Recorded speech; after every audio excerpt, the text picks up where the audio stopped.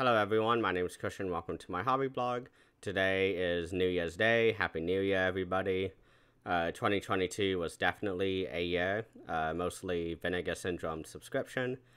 But as I said in my final kind of wrap up for that series, I will not be doing the 2023 subscription this year.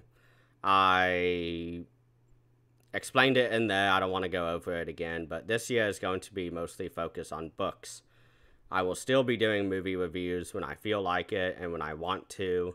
I am currently going to go through the Doris Richmond sets for the Boutique Blu-ray Discord server. And I'll also be doing a lot of sort of random stuff. Like, I want to do a review on the Andy Milligan set, going through his stuff. I want to do a full director's spotlight one of these months. I've been working on a few ideas, but I wasn't able to do any of those ideas if I was also going to be doing the 2023 subscription. So I decided to do that instead because that's something I want to do. I burnt out doing the reviews, having to review every single release that Vinegar Syndrome put out. And it's actually 9:45 right now, according to the clock. So in a couple hours, we will see what the January package will look like. And I'm hoping it's a good one because it's also subscriber week. If you want to do it, I would highly recommend doing it, especially if it's your first time, because this is the only chance you'll get to sign up until next year, I guess. And I discovered a lot of gems throughout the year, and there was a lot of reviews that I felt like I didn't give enough attention to. Like, I would just watch the movie and not look at the special features, and it ended up that I just didn't have the motivation to go back and rewatch some of the releases. And all the releases that I really enjoyed that were in my top 5 were all ones that I knew ahead of time that would be in my top 5, like Texas Chainsaw Massacre, or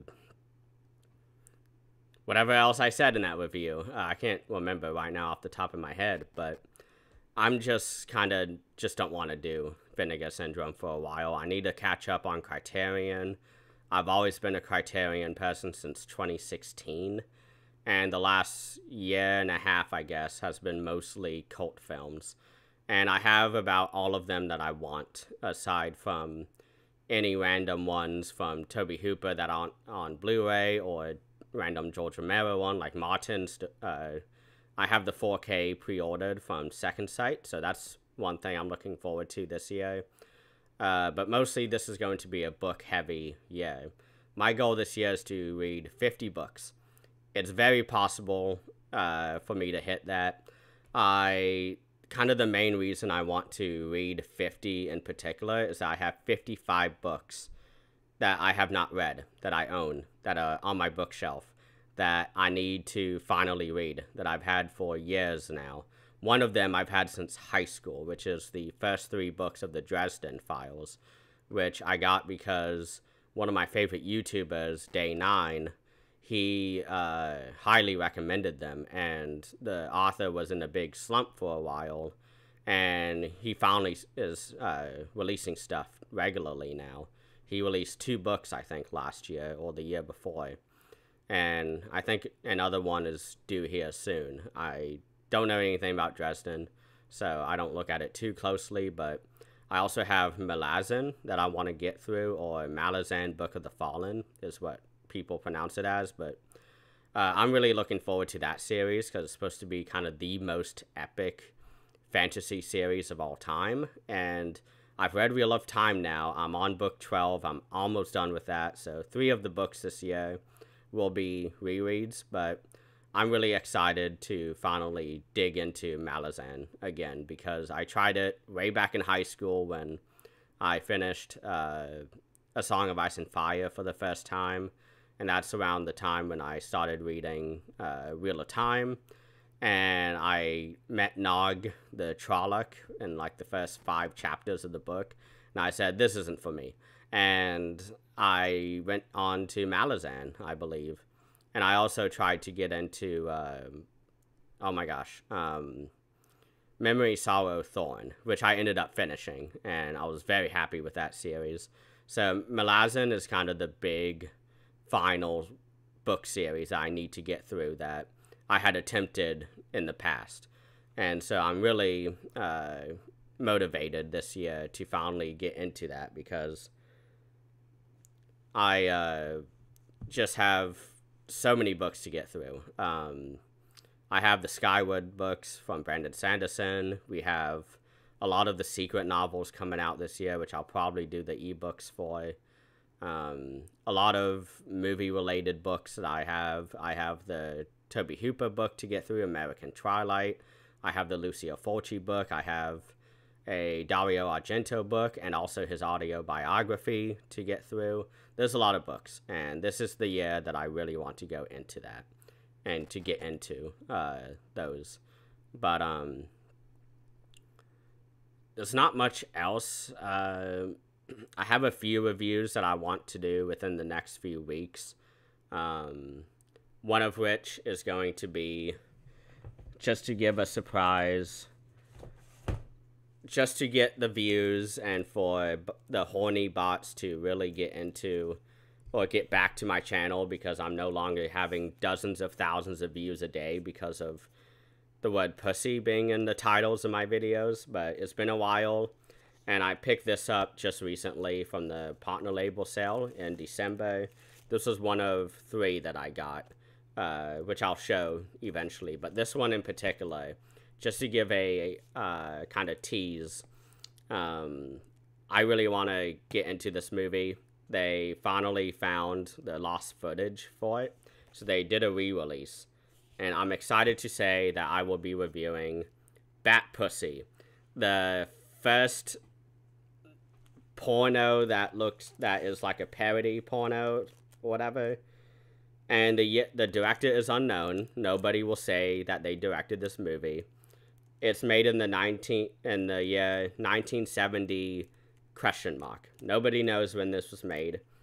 And it comes with a lot of special features.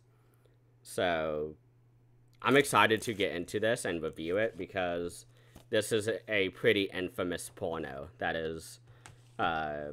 was pretty much lost to time for a while, except in very hazy restorations. And the good people at Agatha went back and restored it after they found the original ending. So I'm excited to see how that will go. I'm also going to kind of do more director spotlights, which I sort of teased earlier. But some of the directors I want to get through and do like how Daisuke Beppu does on his channel, where he goes movie by movie and talking about kind of the movie within the context of the director's work. And I really want to do that for Kurosawa. I want to do that for Dario Argento. I have most of his movies now, except for his later ones. So, and I also want to do, oh my gosh, I had 3 directors in mind, but I didn't really write down who. I also really want to get into the works of maybe Cronenberg and go movie by movie with him, because I have a lot of his big movies, but I'm catching up on his